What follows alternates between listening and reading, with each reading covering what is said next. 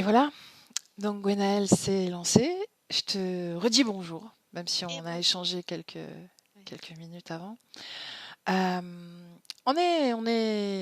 on se retrouve pour un retour autour de la session de ton papa qui a eu lieu le 8 juin 2023 avec Elia, c'était la télépathe.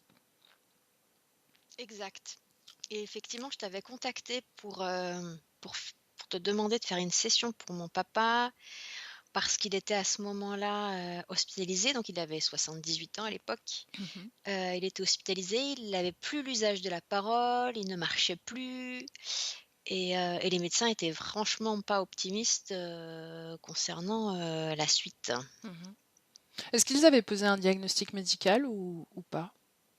Tu t'en rappelles de ça? Il y en avait plusieurs, Mhm. mais il y avait eu plusieurs malaises,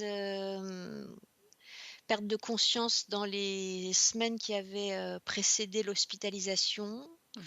Mhm. Il y avait eu trauma crânien, enfin, mais c'est vrai qu'on n'a jamais eu vraiment un un diagnostic précis de ce qu'il avait vraiment.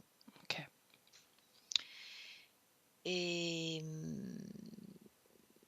et puis en gros, le profil de mon papa, c'est une vie très marquée par la bipolarité, donc des tas d'expériences de vie,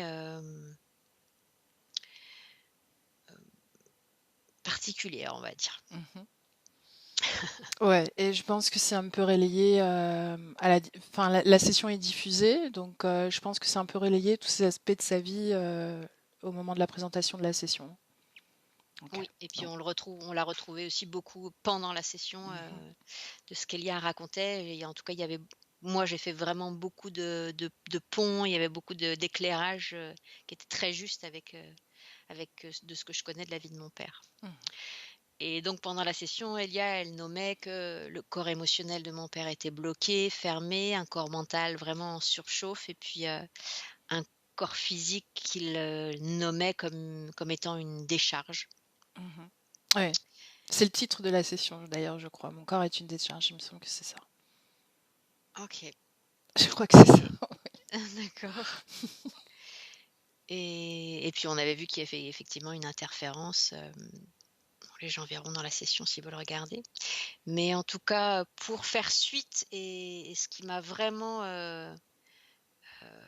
étonnée, ça a été hyper rapide. Donc en gros, donc on fait cette session, début juin pour lui. Courant juin, il retrouve petit à petit, l'usage de la parole. Mhm, Il faut déchiffrer, mais ça revient. L'hôpital nous demande de trouver une solution d'hébergement parce qu'ils peuvent plus le garder. Il part, dans un centre spécialisé et puis mi-juillet, il va beaucoup mieux, il parle de plus en plus et fin juillet, il m'appelle, ce qui est rare mhm, et il me dit, et enfin, on a une longue discussion et c'est vraiment un échange réel à ce moment-là. Il pleure, pas le genre de mon papa. Il me dit, qu'il ressent des vibrations dans son corps, qu'il me nomme les endroits où il ressent ces vibrations et il me dit une phrase qui me marque, qui me dit: «Mon corps physique se répare et après c'est reparti» et ouais. et c'était étonnant parce que ça, c'est une phrase qu'il a nommée dans sa session et moi, je lui ai jamais parlé de cette session à mon Mhm. père, ni avant ni après, donc Et c'est toujours assez pas étonnant, quoi. aujourd'hui, un an après, tu lui en as toujours pas parlé, j'imagine. Non, Non. non, Ah, non, non et et je reviens sur l'émotionnel qui avait été débloqué en fin de session. ah. Parce qu'effectivement, suite à ce coup de fil, enfin pendant ce coup de fil-là, il me nomme aussi, il me reparle des agressions sexuelles qu'il avait vécues pendant son enfance. Je sais qu'il en parle à d'autres personnes de sa famille à ce moment-là. Donc il y a vraiment une vraie ouverture. Mhm. Et 1er août, il est transféré dans un autre, centre encore et le 28 août, on nous appelle en nous disant: «Votre papa sort, il marche, il est capable de monter les 3 étages, donc il rentre chez lui» et Et les médecins même nous disent: «Mais c'est incroyable, c'est un phénix, il a rené de ses cendres», c'était vraiment très étonnant. Et au jour d'aujourd'hui, ben, mon père, il vit seul chez lui au troisième étage et il va plutôt bien. Alors, bah, voilà, il a 80 ans, hein, mais Mmh. physiquement, il va bien et voilà, il fait sa petite vie.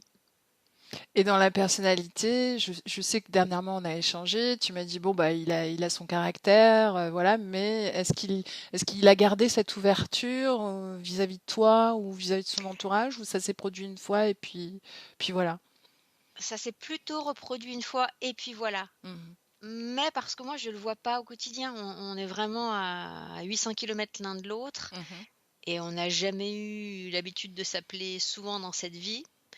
Donc les quelques fois où on s'est appelé là, soit c'était moi, soit c'était lui, mais il n'y a pas eu cette grande ouverture mhm, comme ce coup de fil de mhm, juillet qui était vraiment très, très étonnant. J'ai l'impression qu'il est quand même revenu dans des programmes et mhm, des façons de procéder qu'il a toujours connues. Mais pour moi, il a été libéré. Enfin, je sais qu'il est libéré, quoi. mhm. Et l'entourage, donc le reste de l'entourage, de la famille, je crois que t'as une sœur, non? Oui, mais qui vit pas proche de lui non plus. Mhm. Pour autant, elle a dû remarquer cette bascule d'état physique, au moins. Est-ce qu'elle en a dit quelque chose? Est-ce qu'il y a eu des remarques de l'entourage en dehors du corps médical? Par curiosité, hein. Non, non, il y a eu des échanges avec ma sœur, mais ma sœur a été au courant de la session, elle avait vu Mhm. la session.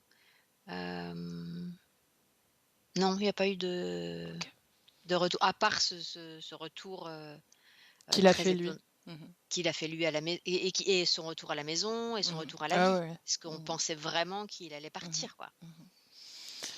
Bien. Est-ce que tu veux ajouter autre chose? Bah, non, je crois pas. En tout cas, merci d'avoir permis de faire cette session, voilà, même sans son accord, parce que j'imagine que pour vous, c'est peut-être pas facile non plus de faire ces choix-là Il de faut vraiment que la personne soit dans une situation finalement d'incapacité de libre arbitre quelque part. Voilà. ce qui est rigolo dans cette, entre guillemets, dans cette situation, c'est que si je lui avais demandé, je pense qu'il l'aurait jamais fait. Mhm. Tu vois? C'est étonnant la vie, quoi. En tout cas, écoute, j'ai un bon souvenir de cette session. Elle était plutôt épique d'ailleurs. Mmh, mmh. Et, euh, et puis finalement, il a plutôt été, enfin la conscience a été très, même si réticente au début. Oui, très réticente, oui. Oui, oui, mais Ah ouais. finalement, finalement, je crois qu'une fois que qu'il a compris finalement, ça s'est débloqué assez rapidement au final, non? Ouais, ouais, De ouais, mes ouais. souvenirs, parce que c'est une session qui m'a marqué aussi. Mmh. Bon, bah, écoute, Gwenaëlle, je te remercie encore d'être venue vers moi pour ce témoignage. Merci beaucoup. Et puis, de toute façon, on reste en contact et on se tient au courant pour Ouais, la suite. avec plaisir. Merci Samia. À bientôt.